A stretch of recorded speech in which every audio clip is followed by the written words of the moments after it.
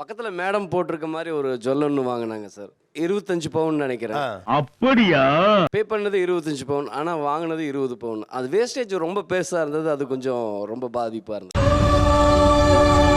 நீங்க ஒரு antique design ஏதோ ஒண்ணுக்கு போறீங்க, அதுக்காண்டி இப்ப 25% போகுதுல, அதை ஒரு நட்டம்னு பாக்குறாரு. அதை ஒரு கங்கலாய்ப்பா தெரியுது. நீ சொல்றது கரெக்ட் தான்டா, ஆனா எனக்கு மனசாட்சி இடம் கொடுக்கலையே. எனக்கு அது பிடிச்சி போச்சு. அப்போ நான் எப்போ அது போடுறது? எனக்கு பெண் குழந்தையும் இல்லை.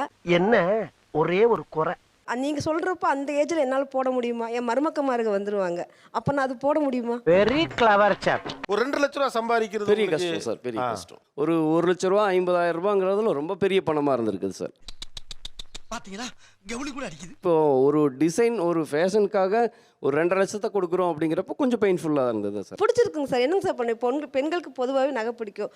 ஆஹா, ஒரு டிசைன் பிடிச்சி போச்சு.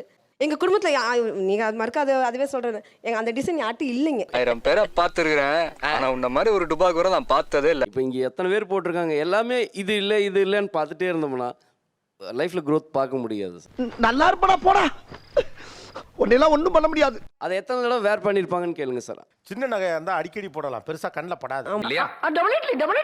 பார்வையா இருக்குங்கிறீங்களா? இந்த பார்வையா இருக்க நகையை நீங்க 2வது தடவை போட்டாலே எல்லாருக்கும் பார்வையா இருக்கும். ஐயோ ஐயோ.